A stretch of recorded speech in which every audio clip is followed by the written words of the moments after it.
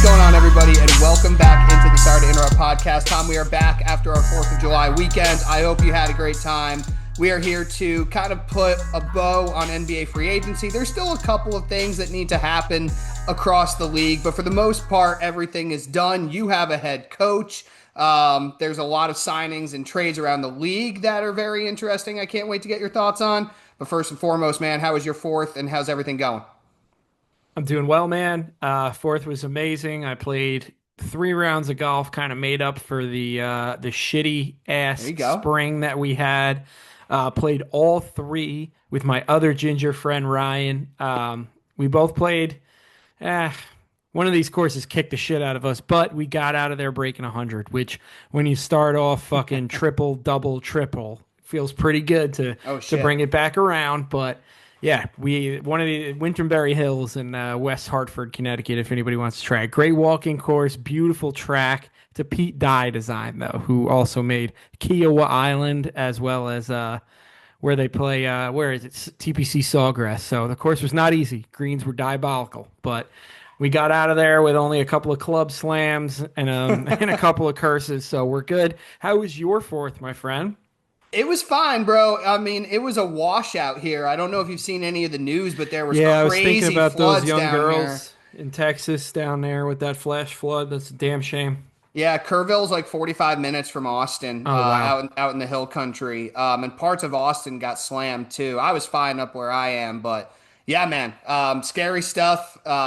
Devastating. We do not get rain like that very often, especially this time of year. No So, fireworks, I'm guessing. A lot was canceled. no fireworks. A lot was canceled. A lot of my social plans were canceled, but it was a great excuse to kind of just recalibrate after my traveling over the course of the last few weeks. So I was fine with it, but yeah, definitely put a damper on some things. But I'm ready to rock and roll, man. I know we're kind of in the quiet time of the year, but there's still a lot to discuss. And last week we hopped on the pod and gave some very early news on some free agents. We talked about The draft and a couple of obviously. trades that But happened for sure. yeah, so now a lot's happened in the last week. And let's start with your team. You got a new head coach, Mike Brown. How are we feeling? I love it, man. I love it. I think they interviewed him they probably interviewed him 30 times, but they had initially interviewed him, I believe, when we were doing the Phillips pod with him. And I had said I was really excited about the potential of him being a head coach. And then they went out and talked to literally anyone that coached basketball at any level after that. And I think they hit up my old high school coach.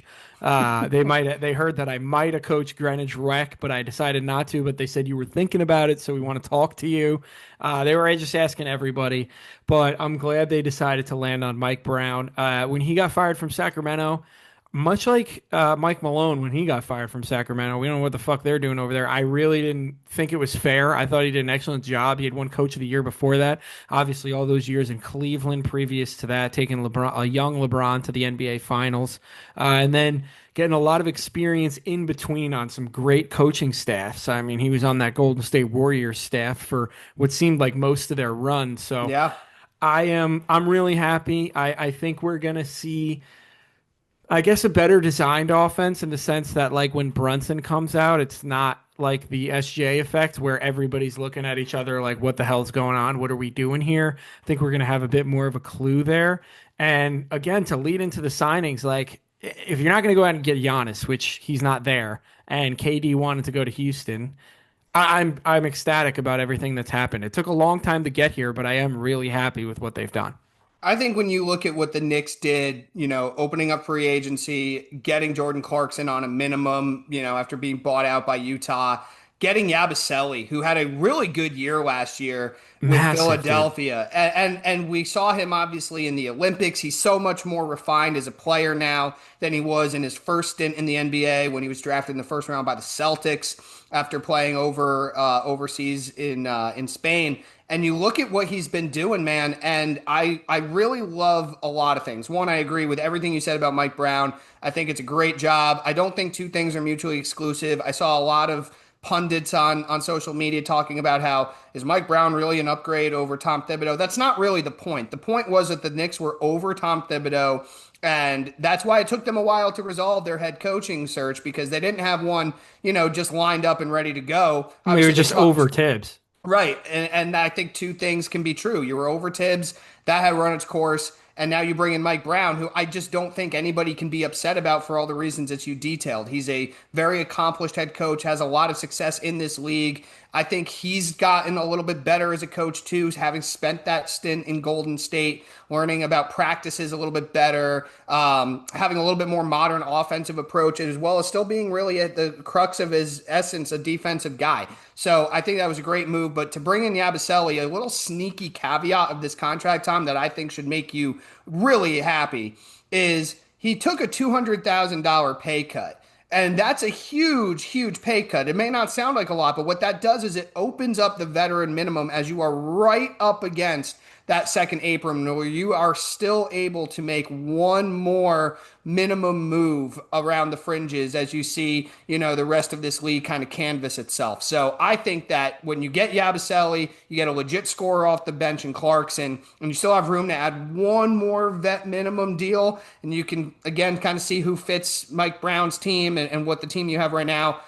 It's not a sexy offseason when obviously you have a very expensive roster to boot, but I think you got to feel great about what the Knicks have done.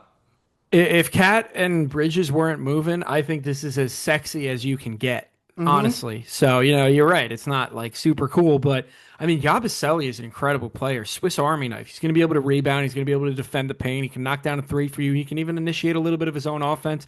I think he's really going to help in the first and the second unit. And then Clarkson's just a bucket out of the second unit, which the Knicks really needed last year. They didn't have too much scoring coming off the bench. And that last veteran minimum, I think, is the most important. And I'm hoping, I don't know who it is, but I'm hoping that we can slide a point guard in there. Yeah, I mean, dude, to be quite honest with you, I don't think bringing back campaign would be the worst thing in the world if he wants to come I would back. kill Ryan. Ryan is so happy that he's not on the team right now, but I'm more on your side when it's a game of musical chairs and you've already lost out on all the guys out there outside of basically him and Chris Paul and Russell Westbrook. I mean, he's going to be the cheapest option and he's going to be the one who shakes up the locker room the least. I mean, Ryan was really trying to talk me into Westbrook. He's not And coming there. no, He's going he's to not. cost And too much, and also he doesn't fit. That's the thing. He wants to be a focal point of the team, and he's not. He's not going to be on this next team, and you don't want him to be.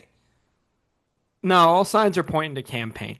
I mean, because CP3 wants a starting job as well. And at this point in his career, he obviously isn't starting over Brunson. So all roads are leading to campaign. And I guess I'm going to have to be okay with that. Yeah. Well, and also too is I do think Mike Brown is going to be a little bit more amenable to giving a guy like Tyler Kolek at least a shot. Oh, God, I cannot wait to see these rotations. And Could you imagine the Dottier. word rotations?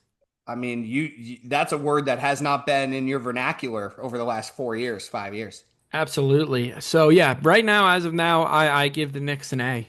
It took them, like I said, a long time to get there, but they got the coach I wanted, and they got a couple of players that I was really happy to have. I think that's really all And you can ask Baselli for. wants to be here clearly because he's taking a pay cut. He probably could have made a ton more money somewhere else. Yeah, I think once Drummond decided he was going to go back to Philly, it was like, okay, well, I'm not going to play there. And then you look at the Knicks, and it's a great situation for him. It's a great situation for the Knicks. As obviously Mitch, you just can't bank on him staying healthy. So Yabusele is going to allow for some more versatility in those rotations as well. Absolutely. All right, let's run down the gauntlet here. Let's talk your Nets. Let's see how much you can defend them. They acquire Michael Porter Jr. and a 2032. Sean, you and I will be 70 by then. Unprotected pick for Cam Johnson. How do you feel about that trade? I mean, you got your value out of Cam Johnson. You're paying more for and another year for Porter, but you did get that pick out of it. How you feeling as a Nets fan? I'm concerned as an innocent bystander. Okay, so there's a lot to unpack here, and I was really excited to talk about this because Simmons and Russillo just roasted it and said it was a horrible deal. I listened to Zach Lowe. He had Howard Beck on, and they were talking about this deal. And I think that the misconception is particularly when you look around the rest of the league, Tom, there's a lot of players that are just not getting the value that I think a lot of these teams believe they were going to get. I mean, you look at what Utah got for Colin Sexton. They got fucking nothing. And I'm not talking about players. I'm talking about draft capital. Like, Simmons is under the impression, and talked about it with Russillo, that the Nets could have gotten 4 or 5 first round picks for Cam. That's not going to happen. There was no team that was going to do that. We're obviously going to talk about this impact for Denver, and I think it's a home run move for Denver. But I think when the Nets, the obvious belief was they were going to control the draft with their 5 first round picks, and they made all of them, and we said our piece on that last week. And they also were going to be able to control free agency because they were going to be the way station for so many teams, right? To dump bad contracts. And they still can, because there was this idea that Cam Thomas was going to get like 25, 30 million a year. Apparently there was no market for him, according to Jake Fisher. So like, if that's the case, the Nets are going to get him on a bargain to come back in restricted free agency. But back to the return for Cam Johnson, I don't think that there was a deal out there where 3 or 4 first round picks were coming the Nets' way. You get Michael Porter Jr., who I know has his flaws as a player, but he's a 6'10 power forward who with a great jump shot. The knock on him has been his injuries, but he's played a hell of a lot more in the last 2 years than Cam Johnson has. And even though I love Cam Johnson, I love the fit for Denver more.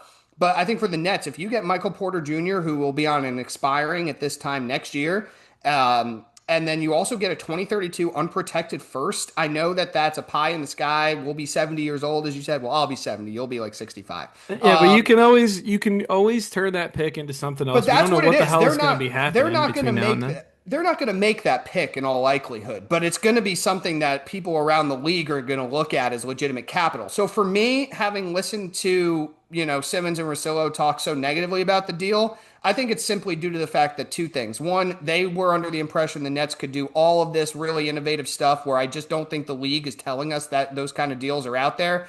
And B, they're very, very high on Cam Johnson, and they're not very high on Michael Porter Jr., which is fine. You can have your preferences. I think the Nets did a very fine job with trading a guy that has, that obviously has value, and you turn him into a really nice player in Porter who you can flip, and you also get this unprotected first to add to your treasure trove of assets. I have no problems with it. I think they have been trying to get rid of Cam Johnson for a while, but they also wanted to obviously get value out of it. And if that's the market, then that's the market. I think you're 1,000% right on that. I'm just sour on the Nets because of the picks that they made. Not that they made the Sure. 5 picks. I just thought that those picks were redundant and a bit asinine.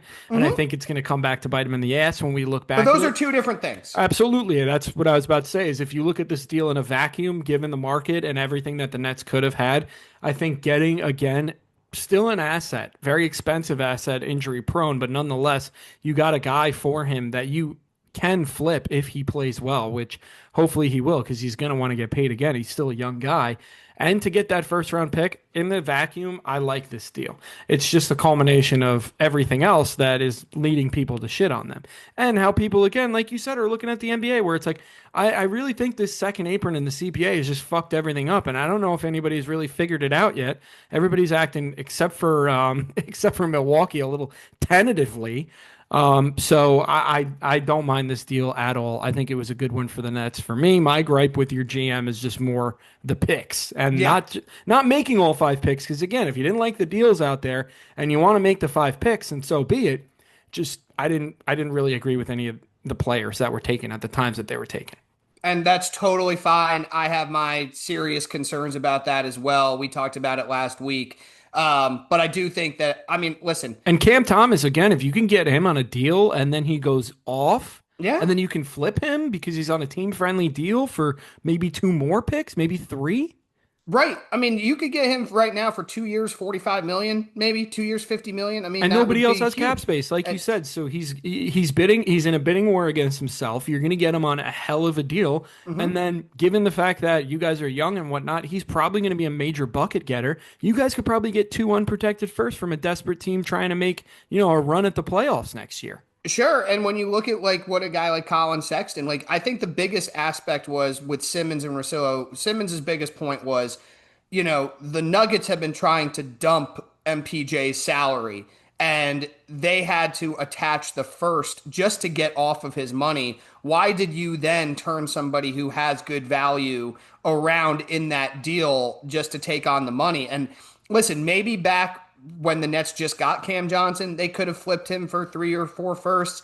I just don't think that was out there right now. And yeah, like we can talk about them maybe getting 1 or 2 more assets out of this trade. I think if Porter Jr. balls out the way that he could on a terrible team, the Nets could get something for him because he could be a desirable player. I think he had just run his course in Denver and people got tired of him kind of being this, sometimes he's on, sometimes he's out type deal. And he had a bad playoffs as well. You got a So, brutal it playoff. leaves a sour taste in your mouth.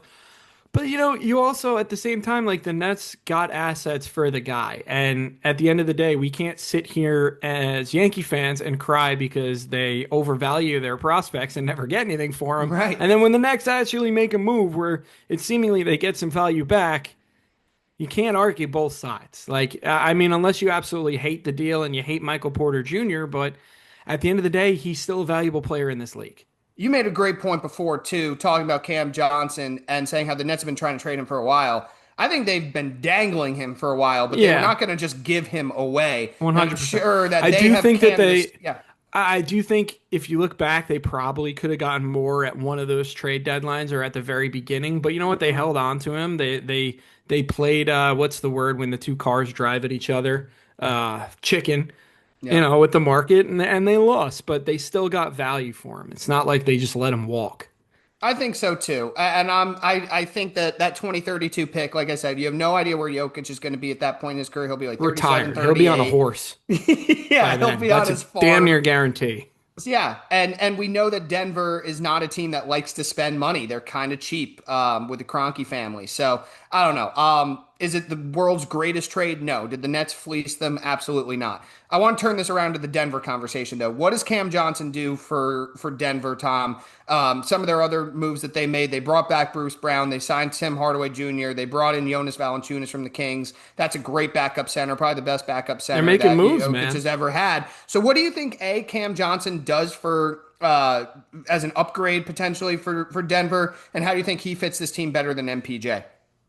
I don't think it's necessarily that he fits his team better. I think if MPJ was a more consistent player and healthier, I don't think they ever would have got rid of him, but he just got frustrating to the point.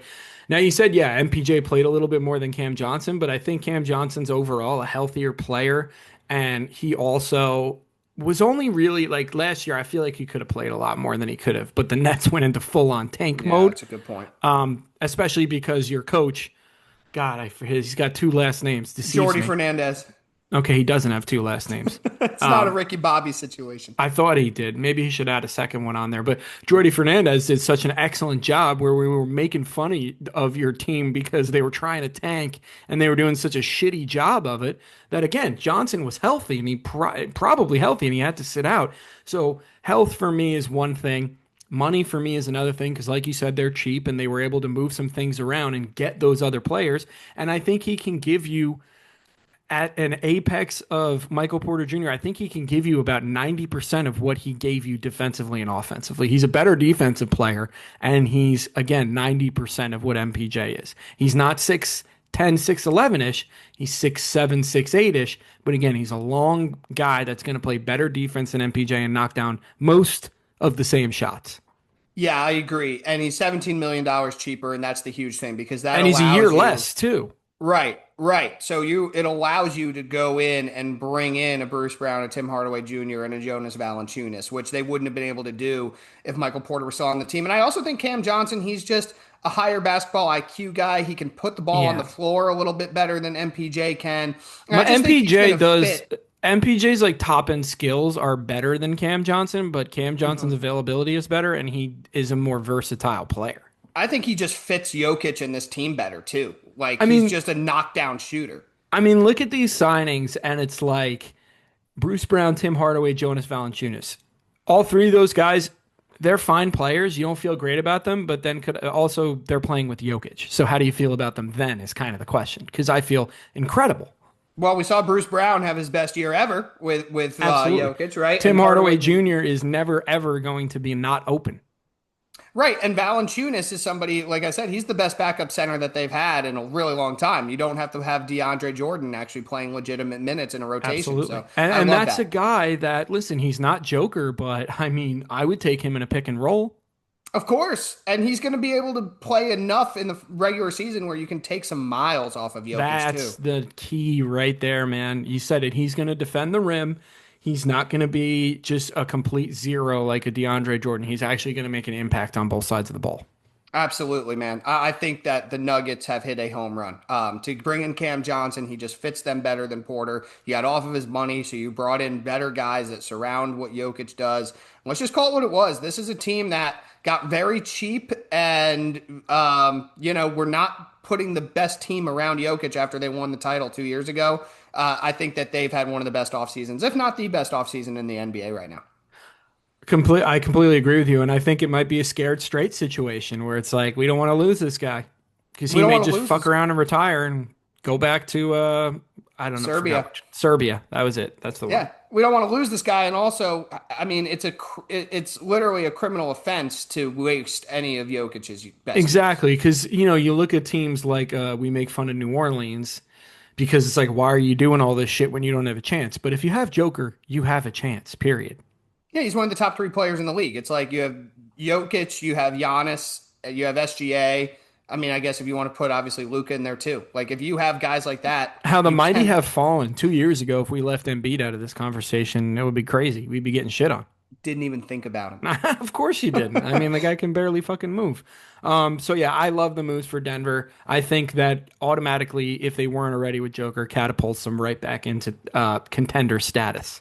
I'm telling you right now, man, I don't want to get too caught up in it, but if we were to do our NBA preseason preview right now, I think I would pick them to win the West. Wow. I mean, yeah, I you put those guys on that team and we go back to that game seven and replay it, we might be talking something different. Yeah, because think about that. They pushed that Thunder team to game seven, and look at the guys they were running out there. Hmm. Westbrook, I mean, just got no bench. Strother wasn't ready. I mean, they were Brown really. took a step back. I don't even think he I took a thought he step was. back. No, you know what happened with him? He was so valuable as a reserve that when he Hmm. got bumped into the starting role, and he had a very good year, and he's a good starter, They should have but cloned him. they didn't have anybody to fill his Exactly. role. And Well, now they do. insert Bruce Brown. Yep. There you go. Right into that dunker spot where he won the title 2 years ago. Absolutely. So I think the Nuggets will be much improved. And that's coming from a team who just went to the second round of the playoffs and took the champions to seven and could have Yeah. won that game. All right. Next team, big move here. I don't know, man. Going back in time, this is one of the more unexpected moves in NBA history. You don't hear about a lot of stretches. Honestly, the last stretch contract I can think of is Tyson Chandler. Ooh, good Or was plug it by you. Stoudemire to get Tyson It Chandler? I might can't. have, I think it was Stoudemire to get Tyson Chandler, right? Uh, I don't know. I'll get back to the audience on that, or tweet at us at Sorry Sports and Nice. give us the nice correction there. But I know the Knicks stretched somebody. But with that being said, the Bucks went ahead and waived and stretched Damian Lillard to have the ability to sign Miles Turner to a 4 year, $107 million deal. And they also went ahead and got Kevin Porter Jr. on a re-sign, Bobby Portis on a re-sign, Prince, Rollins, Sims, and Trent Jr. and Gary Harris. Yeah, you didn't even have to put that one on there, but thank you for doing that. We'll keep him, baby. Listen, I don't know if they're true contenders, but clearly the Bucks think they are, and I don't know, man. A bridge too far to hold on to Giannis at some point? Do we have to just say like if he's gonna go, he's gonna go? How do you feel about this decision? Well, it's a hell of a gamble, I'll tell you that, because Yeah. now you have a lot of dead money on your cap. And we knew Lillard was basically dead money anyway. He's not going to play next year. But here's where was it worth it for Miles Turner? Nah, Like, that's yeah. where I lose Thank it. It's you. like, I like Miles Turner. Fucking Pacers have been trying to get rid of him for 4 years, and he fell Well, apart in the finals. I know, but they were so eager to re-sign him. I think this was almost a spite move. We know how much those two teams absolutely hate each other. I know. And it's like, listen, I like Miles Turner. He's a better version of Brooke Lopez at this point in his career. He's at least a name that is going to make you better. But it's like, if you're going to make a move to eat just a fuck ton of dead money over the next several years with Damian Lillard, um, I don't think Miles Turner for 4 years, 107 million is the way to go. I don't really look at them that much differently. Maybe they're like a top five seed now as opposed to like a 7 or 6. But like, I tell you Still what, don't have a man, point guard. you still don't have a point guard. You brought back a lot of guys who are older, or like I like I Gary don't see, Trent, honestly, but all those guys on that list. Do you see a lot of shooting? Because I well, don't. ideally, I mean, Porter kind of is like an empty calorie scorer. Like he doesn't really impact games, but he can heat check you a little bit. Portis, we know what he is. Prince, ideally, is that 3-and-D guy, but Corner he hasn't three. been in And a then you got while. Gary Trent who can guard ones and twos and hit threes, but And Gary Harris hasn't been much you in a don't long time. I So asked you not to mention him and you did I it didn't again. listen to you.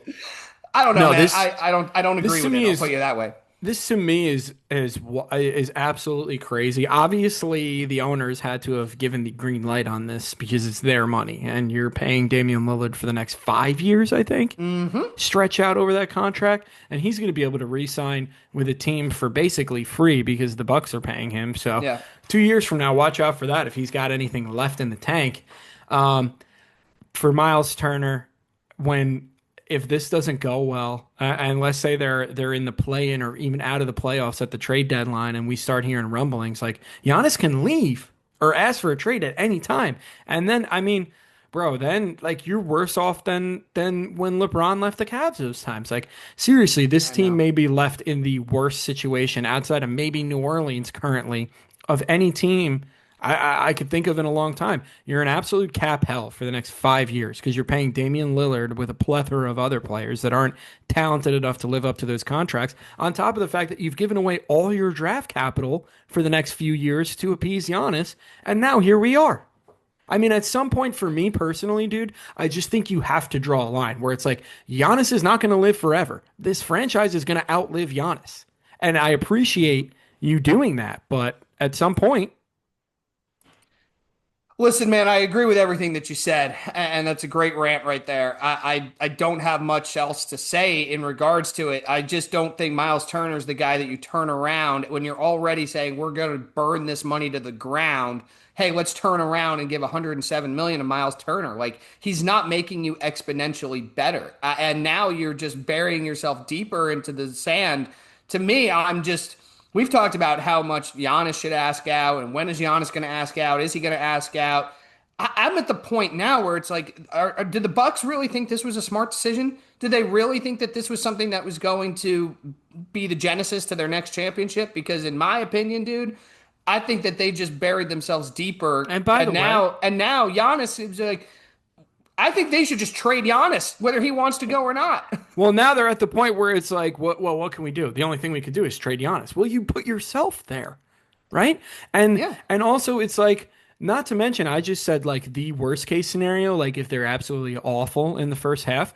But who's to say that Giannis isn't going to get pissed off if they get knocked out in the first round? Which at best right now, I still think this team is maybe a second round team in the Eastern Conference. You can't with Giannis, they could go all the way, but if I'm Right. doing our predictions right now, they're going down at best in the second round. Yeah, there's too many teams that I look at and still think are You better. don't make this move, bro, unless it's like we're the best team in the East now. And they're Anything not. short of that, you can't do it. And you are not. This does not put you over the top of the Knicks, nor Nope. does it put you. Who else? Who else is there in the East? I'm trying to think. Well, I mean, there's always what the fuck is Philly, but then it's like, I mean, Indiana still has a nice core. Now, the thing you could say about Well, they Indiana lost was Hallie they and lost Turner. Halliburton and Turner now, right? I mean, the East is so fucking bad. Like, I still wonder what Boston could be if Jaylen Brown just goes nuts this year. I don't know, man. The East is it's a hellscape. It really is. Like I'm looking up and down some of these teams. I'm like, am I gonna talk myself into Atlanta being like an I like everything they've done, and we're gonna Yeah. talk about them coming up. But I don't like, know, man. I mean, at this can point, I talk myself into Trey Young in Atlanta again? I don't want to do it. I feel like an idiot every year, but this might be the feels time. different this year, though. Yeah, it does. For some reason, I know we're early, but it does feel different. I wouldn't blame you for it, especially with the way the East is going. But nonetheless, back to the point, this is just like I don't know if it's a dereliction of duty because I'm sure the owners were all in on this move, but it just seems like it seems like an unnecessary and a reckless risk. I agree. It's not a dereliction of duty. You did make your team a little bit better. I mean, Miles Turner's a good player, and Indiana wanted to keep him. So I don't hate that. It's just the series of events that led to it. I just can't endorse it. And I don't know how anybody can. Giannis, I heard, gave his stamp of approval. He said that he was recruiting Miles Turner. It felt like he was a done deal back to Indiana, but for whatever reason, they could not get that done.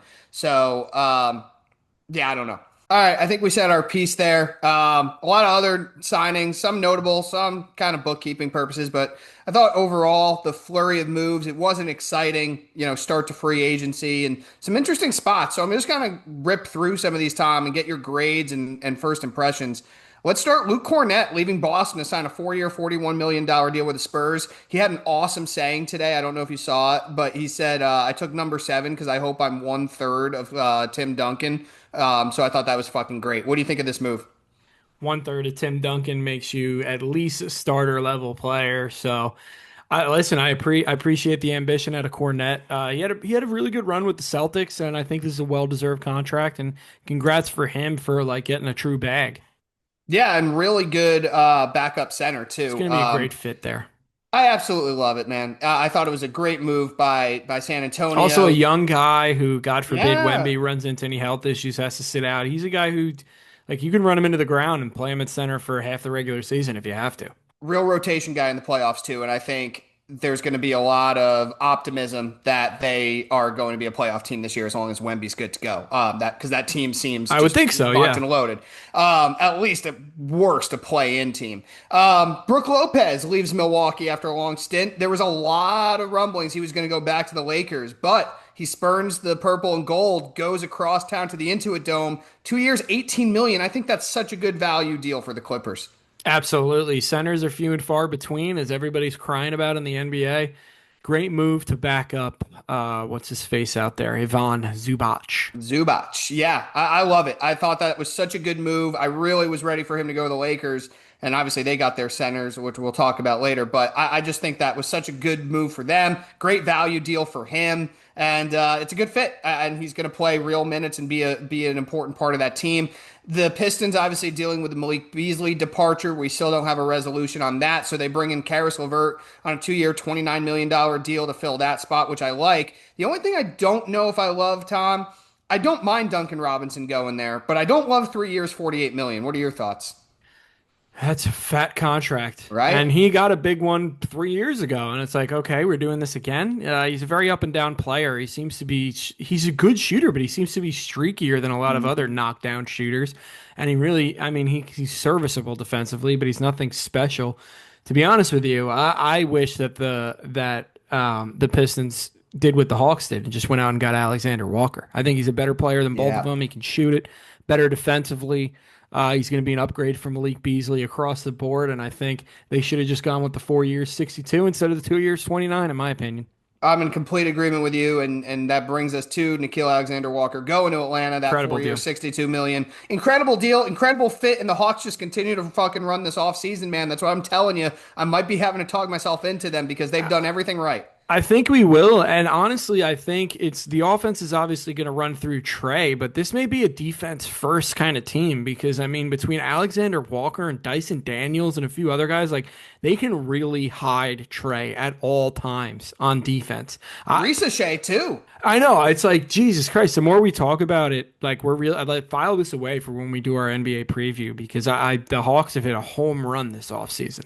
And they might be drafted in the top 2 or 3 next year too, depending on what happens with New Orleans. Hilarious, absolutely hilarious. But I really do like that move for them, and I think it kind of catapults them into maybe a top three team in the East. Like Yeah. Philly, I don't know, man. I'm not. Maybe you're high. I'm not No, I'm anywhere not. near being high on Philly. They I could think win. They could win 25 games. They could win 65 games. That's their I think jump. their ceiling is like 50. Honestly, with Embiid and his health and whatnot, I don't think they're as top. I don't think their ceiling is as high as other people think. And I really am talking myself into Atlanta here.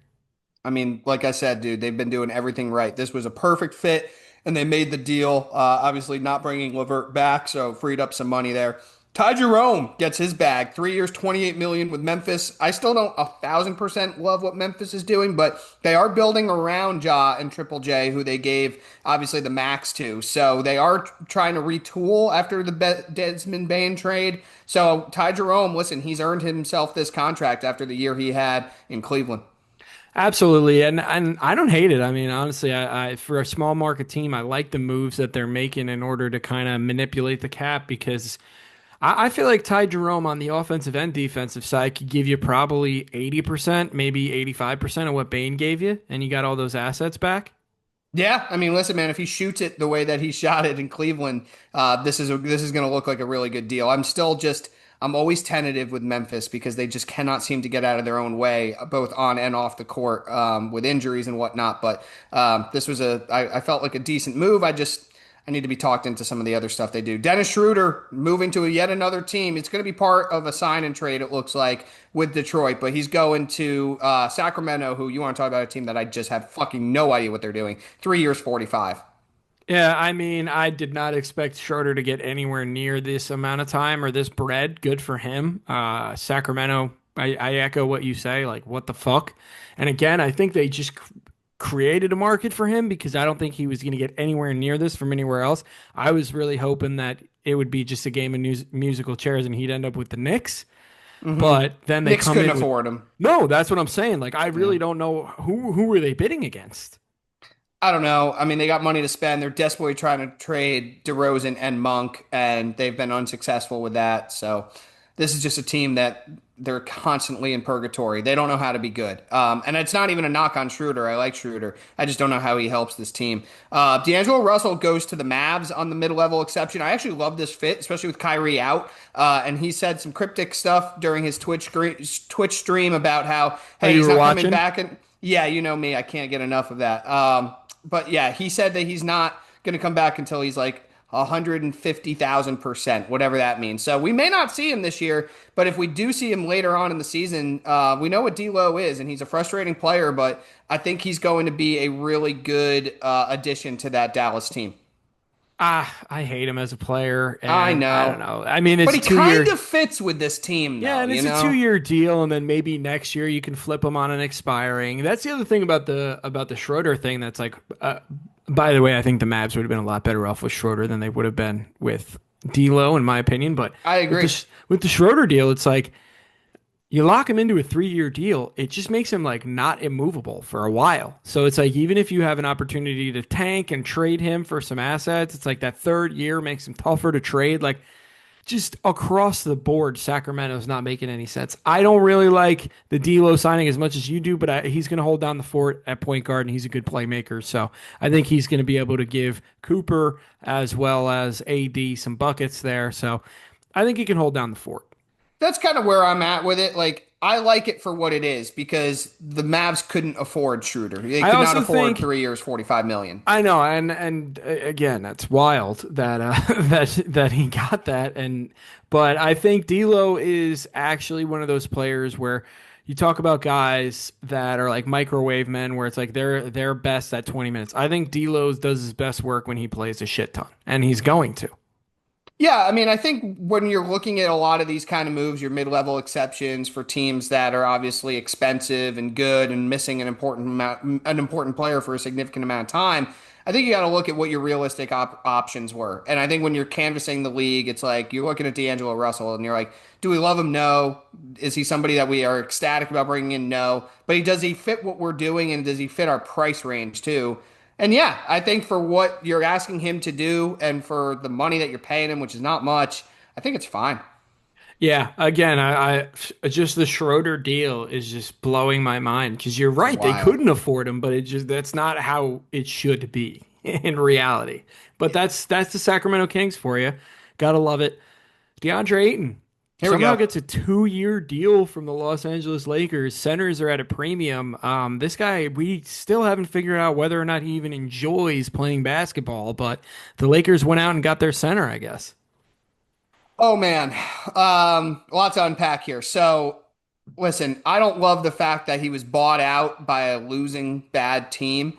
I know that the center position is very, very full in Portland, and obviously with drafting the Chinaman right there, and then obviously having Klingon too is like, how much are we gonna have here, Well, yeah, right? they But just like drafted two centers in the last 2 years and traded for Time Lord. So they have Time Lord still on this fucking roster too. But when I forget who wrote the article, but it was God, it was scathing. Talking, I wish I remembered. I could get it later, but talked about Aiton's time in Portland and how desperate that team was to just get off of his money and get him the fuck out of there. And listen, I know that he got a max deal, and I know 2021 he was really good and helped the Suns go to the finals that year. He has not done fucking anything since. And listen, if this is a guy, the prototype of somebody who would play well with Luca, right? Rim runner, even though he doesn't really run to the rim, he's more of a spot up guy. yeah, but he can roll and he can when he wants to. It's just been a Listen, long time since we've seen it. Tom, I'm going to say it right now. If this doesn't work, if he doesn't work with this team, I mean, you're talking about a guy who's going to be out of the league because there's no This excuse is for him not to play well on this fucking team. absolutely, and this is really what talent does and what size does in the NBA. Because if you don't remember in his draft interview, I feel like one of the people were like, "What are your goals for your career?" And he was like, "To get a max deal." Well, congrats. And so it's like he kind of told us He's never going to get one again. he's He's gonna like sit Ben here and be, Simmons well, in that don't regard. never Yeah. say never, brother. Never say Nah. never. Listen, Luca could work some magic there if he decides to do something. But again, I mean, he told us what he was gonna do. He could just sit there and be like, "I never lied, guys. You can't call me a liar." No, you can't. Kind of ironic that him and Luca are on the same team now, right? After that draft. True, yeah, he got picked He right went, before him, yeah, Aiton went one. and Luca went then three. You and remember one Bagley two? was in There you between go. there, right? Yeah. Yeah. Good job, Kings, yet again. Yeah. Shout out to the Kings on that one. I But mean, but yeah, you know what? I can't even fault the Suns because Aiton coming out of Arizona was like, holy shit, this guy's can't miss. And it's that center thing that's so tantalizing, the generational center as an anchor. And honestly, going back in time, I might have made that fucking pick. bro, I mean, he was a major part of a team that went to the NBA Finals. Like, he was really good in that playoffs and really good in that We haven't finals, seen too. anything since, though. Like, literally nothing. No, I mean, and the Suns were happy to move off of him. Obviously, Portland's happy to see him gone. Um, Listen, it's a 2-year deal with a player option in that second year, so the Lakers aren't tied to anything real. Obviously, the Blazers are paying the majority of his salary, but I would like to be. I mean, he should be able to get you 15 and 10 in his sleep, right? But that's a guy who, again, I don't know if that motor is always there, and if he can't find it in LA with Luca and LeBron, I don't know if he's ever going to find it because this is about as good of a situation as you can walk into. And I understand the gamble from the Lakers side. If we don't have to pay you much money and you could be a starting center, they brought back Jackson Hayes. Congratulations. They And I'm brought sure back there was a they real brought in bidding war for him. they brought in Laravia too, who I actually like and think he's going to be a Yes. good player. He was the first signing that they made, but hey, listen, DeAndre Ayton, you have your opportunity Where's now. Almada Piss at? it away. I don't know. No, I haven't heard anything about him. I haven't either. I don't think he's signed yet. Your fucking netters should throw him at least try and throw him a deal and they got to match it. Come on, let's hold some people's feet to the fire with the cap space here. This is a fucking competitive league. You Front said this offices last could be week. competitive too. I know. You said this last week, and you're so fucking right.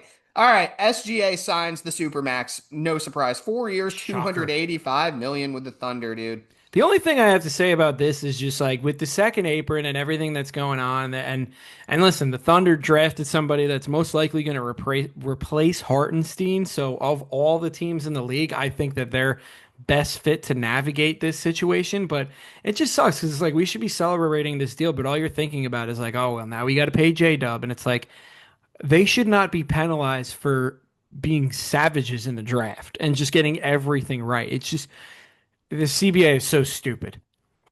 Nikola Jovic hasn't even played yet, and he's coming this I year. So know, I know. It's crazy. Like you should not be penalized because you're better at something than someone else. And Sam Presti. there you go, man. No, it's an embarrassment of riches, and that's how you stay great, though. I mean, they have the blueprint. As long as they continue to hit on their draft picks, you can pay two guys max money, super max money even, and then go from there. But congrats to SGA capping off an awesome Well, MVP they got year. three that they're looking to pay, and that's Chet kind of my too. point, you know? Yeah. No, I hear you. No, you hit the nail on the head, man. I mean, this new. I know they want more parity in the league, but you're 100% right. You're penalizing the teams who are doing this the right way. By forcing parity, I think you're what's the word? I think you're stifling our chance at seeing true greatness here. Yeah, and Like also a not every. dynasty run or anything like that. And it's all just because it's like we got fucking people like Sacramento. Well, you know what? I don't know. Maybe the NBA should Mhm. have an eject button where it's like I've had enough of these fucking people. We're taking over for the owner and we're making decisions. You still own the team, but you can't make any calls. I don't know. I don't know what the solve is, but this new CBA ain't it. And it's not going to be for people that like seeing, the Golden State Warriors type run or rooting for their team, like look at the Boston Celtics and whatnot. There ain't gonna be these 5, 6, 7 year windows anymore, guys. It's gonna be 3 to 4 tops. Right, and with that too, to like further expand upon your point, not every team is deserving of the chance because a lot of teams are completely incompetent, like the Sacramento Kings. It's And like they're getting a get out of jail free card every two to exactly. three years because all these teams that were smart and traded the right guys and drafted the right guys and signed the right guys and whatever, they got to hit the reset button too every 2 or 3 years. Yeah, no, you're exactly right. So, in a deal that should be celebrated now, we're starting to look at the hourglass A and look at deal the that, yeah, same. exactly. It's like absolutely he deserves it. Instead of just saying that being it, it's like now we got to start the clock Yep. and No, start it counting sucks. his money before it's even hit his account.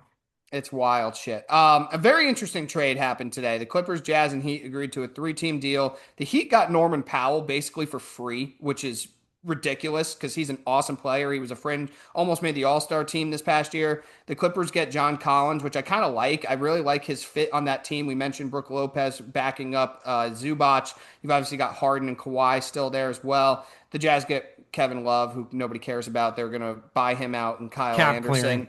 And they effort. got right, and they got a second round pick from the Clippers. Whoop de doo. But I really love this deal for the Heat, and I kind of like it for the Clippers too. I'm not the world's biggest John Collins fan, but I kind of like him on this Clippers team. What do you think? No, I really do. I think this is going to be his best fit in a long time since he had Trey in that pick and roll. And I Hmm. think him and Harden are just going to run shit. And he's also a guy who not only can do the pick and roll, but he can do the pick and pop, pick and fade because he can knock down a shot as well. And he's pretty good defensively, being Yeah, a he's power gotten better. forward, kind of all over the place kind of guy, and he's going to have rim protection to back him up. And then also, like, let's pay attention to the Kevin Love buyout because we just went on talking about how much of a premium centers are. Yeah, I don't know what he is at this point anymore, but I do He's a think he can body, help he's a backup somebody. center. Yep, exactly right. And then speaking of buyouts, I did just check earlier. As of at least right now, almost 9 o'clock Eastern, the Suns are still working with Bradley Beal on a potential buyout. Can I ask you a serious question? After getting off the Durant money, you're already going to pay Bradley Beal. I know we're just writing him off and asking how they can get rid of him, but we just talked about the Dame situation and how much dead money you're going to have to eat. They're going to have to do that for Bradley Beal over the next 2 years. He's owed over $100 million. Like to stretch that out and buy him out, like they did just sign or they're about to sign Devin Booker to the 2 year, $150 million deal. Do you just kind of throw your hands up and say, we're already fucking paying this guy? Like, do we have to buy him out, or are they just that short sighted where they're going to do it anyway? I think they're just that short sighted. You know, if me and you were running that front office, it'd be a fucking spite fest. I mean, I just look I at would him and go it's like, into their access control and start fucking denying him access to like the workout and be like, yeah, you're still on the team, but you can't get in anywhere. it sucks because it's like I still don't think he's a horrible player, by No, the not at way. all. But But he it's did it to like himself. he did it to himself, but also like the Suns, like you did this to yourselves too. Like, what were you doing when you made this trade in the first place? Oh, So I don't I feel don't bad get for it. them at all. I don't And at feel some bad for him point at they may all. lose Booker over this too, and then it'll just be the complete wash. Yeah, that would be the worst. Because you know what? Because Again, signing these deals doesn't mean shit anymore. they're going to likely buy him out and Beal, that is. And it sounds like the Clippers are first on this destination. And I think that's why they did that trade. And if I'll tell you what, if the Clippers traded Norman Powell for, obviously he's a good, really good player. and you get John Collins, and then if you're able to get Bradley Beal and Chris Paul to cap off your offseason, that would be a fucking heist. So I we'll mean, see if that happens. put him up there with Atlanta and Denver for the winners of the Hmm. offseason in my book. Absolutely. And then last but not least here, just kind of an interesting under the radar move. The Rockets traded Cam Whitmore to the Wizards for two future second round picks. I kind of like this move for the Wizards. You're taking a chance on a young guy who obviously is talented. And Rafael Stone, the GM of Houston, when asked about the move today, he said, "We're not a rebuilding team anymore." And there you go. So I it think made sense to move him, but I kind of like the fit for Washington. I do as well. I like the move for both of them. I think either Whitmore or Shepard was going to have to go, and Shepard has more controllability under his contract, I assume. And that's probably the reason why the Rockets stuck with him. But as for, I mean, the Wizards, it's like you guys are going nowhere. You've been shit forever. You might as well take a flyer on a guy who costs two second round picks. This guy got drafted in the first round. I love it. I love it too, and I actually kind of sneaky like what the Wizards are building. Again, I hate to say it because I they've do been too. so inept, but No, if but you give pay credit where attention, credit's due. right, if you pay attention to some of their moves, man, they've made some very good moves, and I think one of the biggest ones was obviously getting off Jordan Poole's money. Oh yeah, I mean, again, this is just like somewhat dumb GMs taking advantage of just asinine GMs, and you gotta love it. But it's probably why we are where we are in the CBA, right? That's exactly right. I kind of like Alex Sarr. I like Bub Carrington. I like Koulibaly. I think there's something with him. Like I kind of like this team a little bit. Me too, man. I'm right there with you. They've definitely improved. All right, man. We ran through. Unless something seismic happens, crazy happens, I think this is the last NBA we're going to be talking. Probably, man. We'll see if anything crazy happens, but we'll have summer league coming up and whatnot, and then we'll be right back into it. But yeah, this is kind of the official start of the dog days for realsies right here. I know, man. It really is. So, with that, I think we're heading into golf and baseball exclusive. We'll have some fun projects, maybe some other guests throughout the summer as well, and then we're back into the fold, man. Absolutely. Maybe we'll send me to a day at the track or something. You can see me with my tickets in my front pocket looking sexy with the ponies. I There don't you know. go. Maybe we'll just have a day following around Tom at the casino. Something crazy. I don't know. I We'll would like figure it out. that. I would like to see that. We'll Get see. you a day out on the course, just follow you with every shot. Yeah, I've been thinking about doing that, but we'll see. Maybe I'll have to play an easy course. There you go. All right, everybody. I think that does it. Have a great one. Peace out, everybody.